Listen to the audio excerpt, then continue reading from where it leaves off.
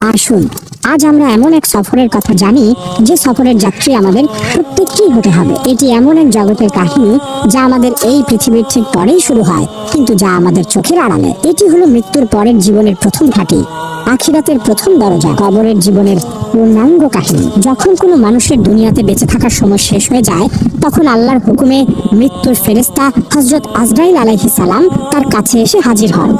যদি মৃত ব্যক্তি একজন নেককার বা ভালো মানুষ হন, তবে ফেরেশতারা তার কাছে আসেন নূরের মতো উজ্জ্বল আর সুন্দর চেহারা নিয়ে। তাদের সাথে থাকে জান্নাতের সুগন্ধিযুক্ত কাফনের কাপড়। তারা সেই রূহকে অত্যন্ত নরম আর আদরের সাথে শরীর থেকে বের করে আনেন, ঠিক যেভাবে একটি ভেজা আটার ভিতর থেকে একটি চুল খুব সহজে বেরিয়ে আসে।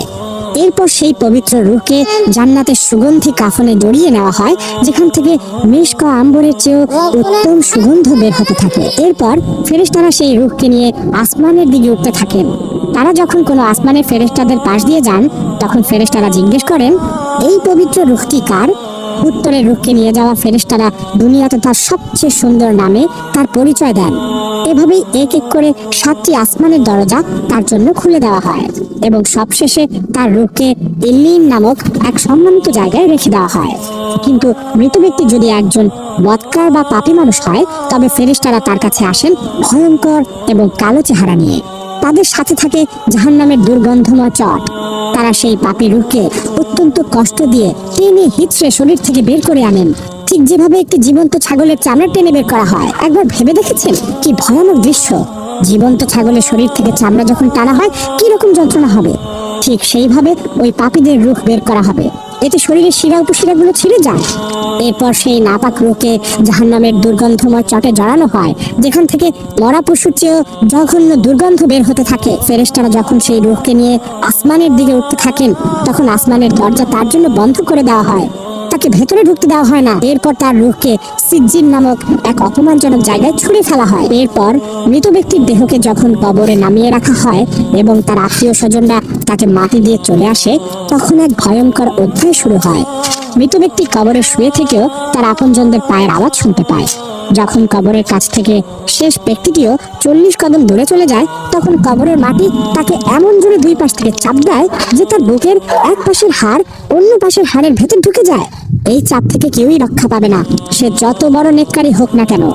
এরপর শুরু হয় সেই আসল পরীক্ষা। কবরের সেই ভয়ঙ্কর মাটির চাপের পর হঠাৎ করে কবরের মাটি দুভাগ হয়ে যায় এবং আগমন ঘটে দুই ভয়ঙ্কর ফেরেশতার। তাদের নাম মুনকার এবং নাকির।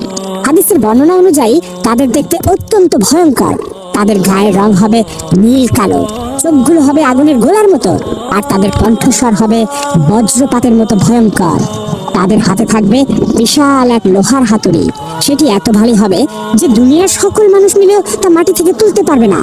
তারা কবরের সেই লোকটাকে বসিয়ে দেবেন এবং এক ভয়ঙ্কর ধমকের সুরে জিজ্ঞেস করা শুরু করবেন। যদি মৃত ব্যক্তি একজন নেককার বা ইমানদার বান্দা হন, তবে তিনি এই ভয়ঙ্কর দৃশ্য দেখেও ভয় পাবেন না, কারণ আল্লাহ তার অন্তরকে শান্ত এবং দৃঢ় করে দেবেন। ফেরেশতারা তাদের বজ্রকণ্ঠে প্রথম প্রশ্ন করবেন, মান রব্বুকা, তোমার রবকে? ইমানদার বান্দা কোনো ভয় না পেয়ে অত্যন্ত শান্ত এবং দৃঢ় কণ্ঠে উত্তর দেবেন, রব্বি আল্লাহ, আমার রব আল্লাহ। এরপর তারা দ্বিতীয় প্রশ্ন করবেন, ওয়ামা দিনুকা, তোমার ধর্ম কি? তিনি উত্তর দেবেন, দীন আল ইসলাম, আমার দিন হলো ইসলাম। সব শেষে তারা আমাদের প্রিয় নবী হযরত মুহাম্মদ সাল্লাল্লাহু আলাইহি ওয়াসাল্লামের দিকে ইশারা করে তৃতীয় প্রশ্নটি করবেন, ওয়ামা কুনতা তাকুলু ফি হাযার রাজুলু, এই ব্যক্তি সম্পর্কে তুমি কি বলতে? ইমানদার বান্দা উত্তরে বলবেন, হুয়া রাসূলুল্লাহ, তিনি আল্লাহর রাসূল। ফেরেশতারা আবার জিজ্ঞেস করবে, তুমি কিভাবে জানলে? সে উত্তরে বলবে, আমি আল্লাহর কিতাব পড়েছি, তার উপর ঈমান এনেছি এবং তাকে সত্য বলে জেনেছি। এই 3টি প্রশ্নের সঠিক উত্তর দেওয়ার পর আসমান থেকে এক গায়েবী আওয়াজ আসবে, আমার বান্দা সত্য বলেছে, তার জন্য জান্নাতের একটি বিছানা বিছিয়ে দাও, তাকে জান্নাতের পোশাক পরিয়ে দাও এবং তার জন্য জান্নাতের একটি দরজা খুলে দাও। সাথে সাথেই তার কবরকে 70 হাত প্রশস্ত করে দেওয়া হবে এবং তার কবরটা জান্নাতের আলো আর সবুজে ভরে যাবে।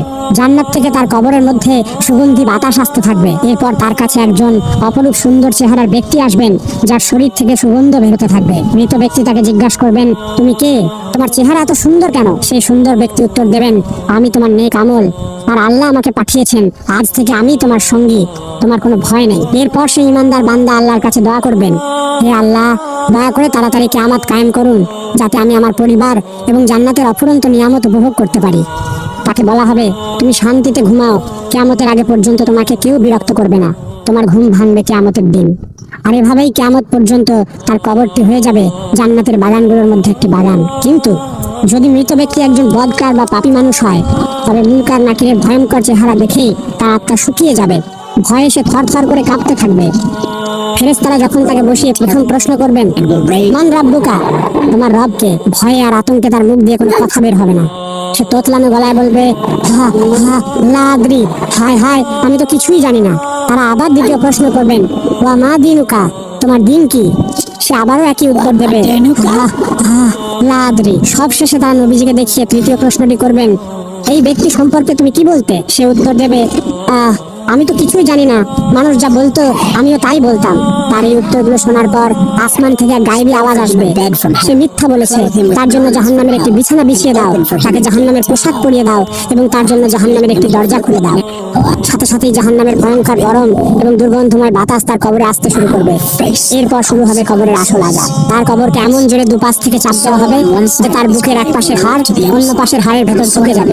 এরপর তার কাছে একজন কুৎসিত এবং ভয়ঙ্কর চেহারার ব্যক্তি আসবে, যার শরীর থেকে পচা লাশের মতো দুর্গন্ধ বের হতে থাকবে। মৃত ব্যক্তি তাকে জিজ্ঞাসা করবে, তুই কে? তোর চেহারা তো ভয়ঙ্কর কেন? সেই কুৎসিত ব্যক্তি উত্তর দেবে, আমি তোর বদ আমল, তোর খারাপ কাজ। যেই কথা বলার পরেই সেই পাপী বান্দার উপর আযাব দেওয়ার জন্য আল্লাহর পক্ষ থেকে একজন বিশেষ ফেরেশতা নিয়োগ করা হবে। হাদিসে এসেছে, এই ফেরেশতা হবেন অন্ধ, বধির এবং বোবা। তিনি অন্ধ হবেন যাতে পাপীর কষ্ট থেকে তার মায়া না হয়, তিনি বধির হবেন যাতে পাপীর চিৎকার তিনি শুনতে না পান, আর তিনি বোবা হবেন যাতে পাপীর সাথে কোনো কথা বলে তার শাস্তি কমাতে না পারেন। তার হাতে থাকবে লোহার এক বিশাল হাতুড়ি, সেটি এত ভারী হবে যে সেই হাতুড়ি দিয়ে যদি কোনো পাহাড়ের ওপর আঘাত করা হতো তবে সেই পাহাড়ও ধুলোয় মিশে যেত।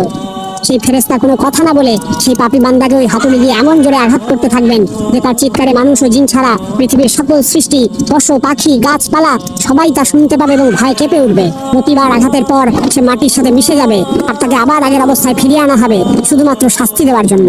শুধু তাই নয়, তার কবরের ভেতর 99টি বিশাল বিশাল সাপ ছেড়ে দেওয়া হবে। সেই সাপগুলো এতটাই বিষাক্ত হবে যে তাদের একটি সাপও যদি পৃথিবীতে একবার নিঃশ্বাস ফেলতো তবে পৃথিবীর কোনো সবুজ ঘাসও আর জন্মলত না। সেই সাপগুলো কিয়ামত পর্যন্ত তাকে অবিরাম ধ্বংসন করতে থাকবে এবং তার শরীরকে ছিঁড়ে খুঁড়ে খেতে থাকবে। আর এভাবেই কিয়ামত পর্যন্ত তার কবরটি হয়ে যাবে জাহান্নামের অসংখ্য গর্তগুলোর মধ্যে একটি ভয়ঙ্কর গর্ত। এভাবেই মৃত্যুর পর কবরের জগতে মানুষ তাদের দুনিয়ার জীবনের প্রথম ফলাফল পেতে শুরু করবে। কারোর জন্য কবর হবে জান্নাতের বাগান, আর কারোর জন্য হবে জাহান্নামের গর্ত। কিন্তু কবরের এই শাস্তি বা শান্তি শেষ নয়। এরপর আসবে সেই মহাদিবস কিয়ামত এবং তারপর হাসরের মাঠ, মিজান ও পুলসিরাতের পরীক্ষা। যদি কবরের এই জীবনের কাহিনী আপনার হৃদয়কে স্পর্শ করে থাকে এবং আপনাকে আখিরাতের জন্য প্রস্তুত হতে সাহায্য করে, তাহলে ভিডিওটিতে একটি লাইক দিন এবং আপনার প্রিয়জনদের সাথে শেয়ার করে তাদের সতর্ক করুন। আমাদের চ্যানেলটি সাবস্ক্রাইব করে ইসলামের এমন আরো গুরুত্বপূর্ণ বিষয় সম্পর্কে জানতে আমাদের সাথেই থাকুন।